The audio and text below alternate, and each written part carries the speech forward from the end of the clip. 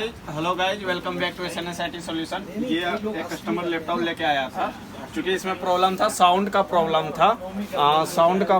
था। तो इसमें हमारा क्या दिक्कत था कि जब हमने पूरा ऑन करके वीडियो वगैरह बजाया तो उसमें साउंड दिक्कत आया। आप देख सकते हैं हमारे पास ये सेम बोर्ड है। तो इसमें से देख सकते हैं आप, यहाँ पे ये है हमारा ये IC देख सकते हैं। ये IC इसका ये ख़राब निकला था, क्योंकि हमने इससे, हमारे पास सेम बोर्ड था, इससे निकाल के हमने IC उसमें लगा दिया। बाकी लगाने के बाद जब चेक किया सारा कुछ, तो सारी सप्लाई बन गई। और बाकी बात आप देख सकते हैं, ये डिस्प्ले पे साउंड भी आ रहा है। आप देख सकते हैं गाना, ये पूरा साउंड फुल आवाज़ है, तो ये साउंड बज रहा है। तो इसमें दिक्कत था, ऑडियो की प्रॉब्लम थी, साउंड आ नहीं रहा था। तो जिनको भी लैपटॉप अगर रिपेयर करवाना हो वो संपर्क करें SNS IT solution, Nehru place. हमारा मोबाइल नंबर दिया गया है, उस पर कॉल करके विजिट करें। और आप देख सकते हैं कि ये हमारा साउंड ओके हो गया, लैपटॉप ओके हो गया।